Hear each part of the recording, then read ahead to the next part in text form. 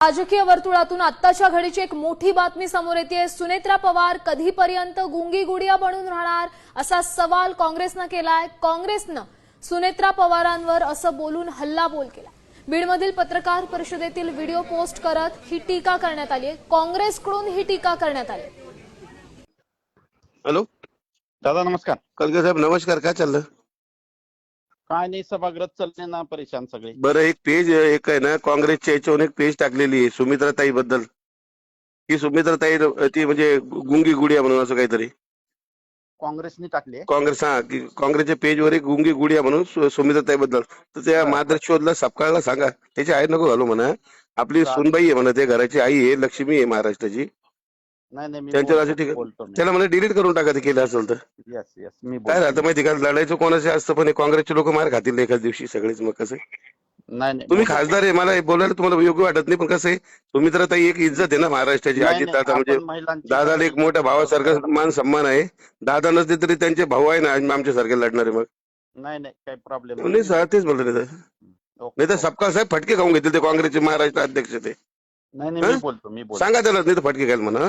Yes, ठीक आहे, yes. Okay, ठीक आहे, ओके। हॅलो हॅलो, म्हणलं काळे साहेब, ते आजची न्यूज पाहिली का तुम्ही?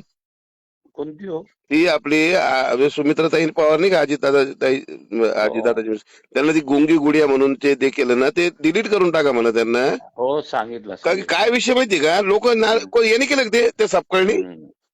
नाही, तिला मी सपकाळला बोललो, गणेश पाटलाला बोललो का माय घालायचो सपकाळ नाही, पण ती आपली आई बहिणीनं आपली महाराष्ट्राची शान आहे ना त्या ताई। नाही नाही नाही, याच्याने काँग्रेसला लोक जे होती का, काँग्रेसला जे अभिजित दिपकेमुळे जे मिळत होती का साथ, आता काँग्रेसचे लोक गांड मारणार आहे काँग्रेसची पूर्ण। नाही, तुम्ही पण पक्ष बदलून टाका साहेब, ऐका ना। काढून टाकायला सांगितलंय। नाही, तुम्ही पण पक्ष बदलून टाका, येऊन दे शिंदे गटात, नाही तर भाजपमध्ये जाऊन दे। हॅलो, आपले माणसं तुम्ही या, मी बोलतो लागलं तर श्रीकांत शिंदे साहेबांसोबत। हा, भाजपवाल्या सोबत भांडण आहेच ना आपलं। तर शिंदे सेनेसोबत या, मी बोलतो श्रीकांत शिंदे साहेबांसोबत। हा पाटील बोला भाऊ, कुठे म्हणलं?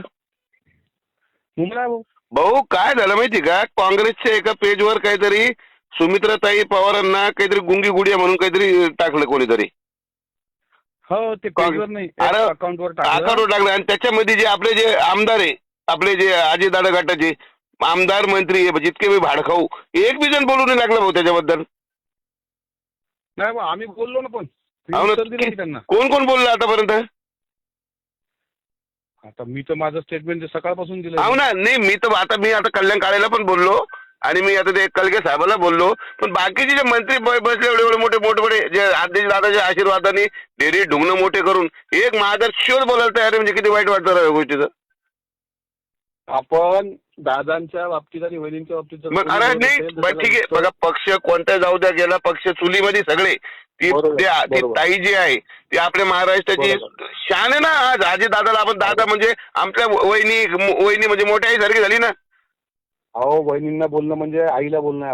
त्याच्या मायाची गाठ त्या सपकाळच्या पण मी आता ते चालू झाले त्यांच्या, पण तुमचे वाडकावला मी सोडायचं नाही भाऊ। मी आता ना तुमचे जे आजी दादा जाते त्याच्या मागे लागणार मी सगळ्यांच्या। माझं स्टेटमेंट आणि माझ्या सगळ्या बातम्या तुम्हाला आता तो छक्का प्रफुल्ल पटेल, तो सुनील तटकरे भाडखाऊ, हेच अगर त्याच्या मुलीबद्दल बोलला असतं ना, तर सुनील तटकरे त्याच्या पुढे झकमारी केली असती। आता का बरं बोलत साले? आपण आपलं कर्तव्य केलं, दादा वहिनींच्या बाबतीत कोणी बोललं त्याला उत्तर दिलं। नाही, मी तर बोल भाऊ, मला बघा, मला एवढं माहिती, आपण बघा त्या माणसाला आपण दादा म्हणतो, मोठ्या भावासारखं आहे, आपण तर सोडणार नाही। मग आता तर इथून आहे ना, मी काँग्रेसच्या लोकांच्या आणि यांच्या पण मागे लागणार, तुमच्या लोकांच्या पण मागे लागणार। आता सगळे आमदार शिवाय देणार चालू करणार मी आजपासून। काय करायचं करून घ्या म्हणा त्यांना आता। हा, ठीक आहे, मी तुम्हाला पाठवतो सगळं। ओके भाऊ, ओके ओके.